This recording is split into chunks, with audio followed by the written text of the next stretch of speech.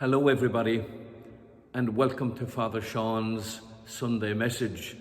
It's the second Sunday of Easter, and I would like to read a little piece of the Gospel for tomorrow's Mass for the second Sunday of Easter. It's the story of Thomas meeting Jesus, or what we know as Doubting Thomas. 8 days later, the disciples were in the house again, and Thomas was with them. The doors were closed, but Jesus came in and stood among them. "Peace be with you," he said. Then he spoke to Thomas, "Put your finger here. Look, here are my hands. Give me your hand, put it into my side. Doubt no longer, but believe." Thomas replied, "My Lord and my God." Good morning again to you. The second Sunday of Easter, and we're still proclaiming and hearing the accounts of the risen Jesus meeting his disciples.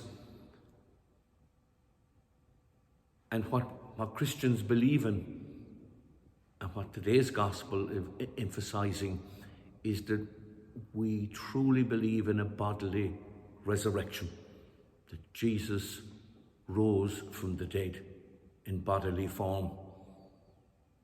And of course, that's a challenge to our faith, challenge to our belief, huge challenge to Thomas, because he wasn't present when Jesus appeared to the other apostles, but yet he now appeared and he said, "Look, put your hands in my side.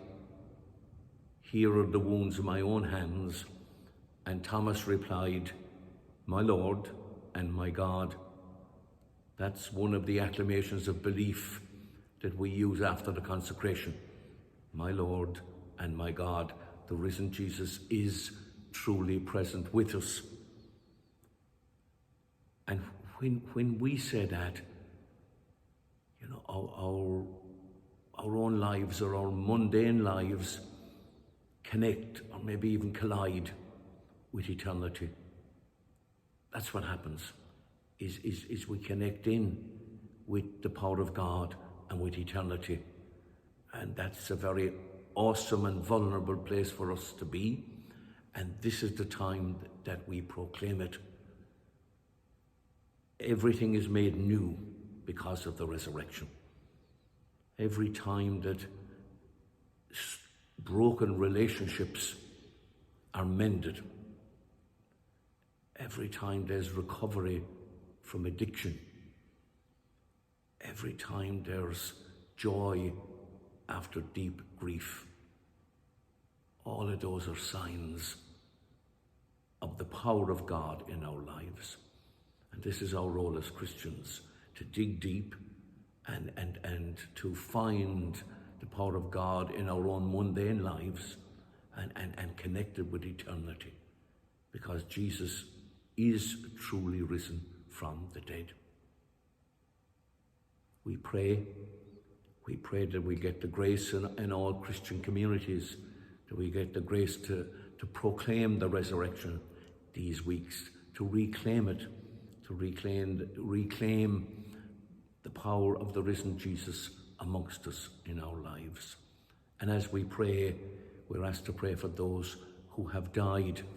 And here in our own community, we're asked to pray for the repose of the souls of Maureen Breen of Golone, Margaret Cregan of Doon East, and Anne McNeely Nemoor of Aldershot in England and Lartigue Road, all whose funerals took place in our community during the past week.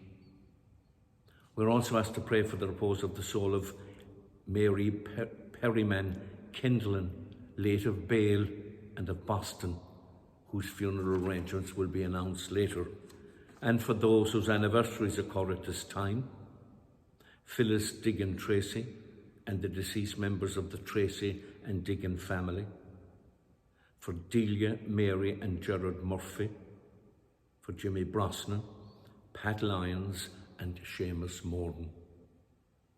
We pray that they will all share in that new life and resurrected life of Jesus forever.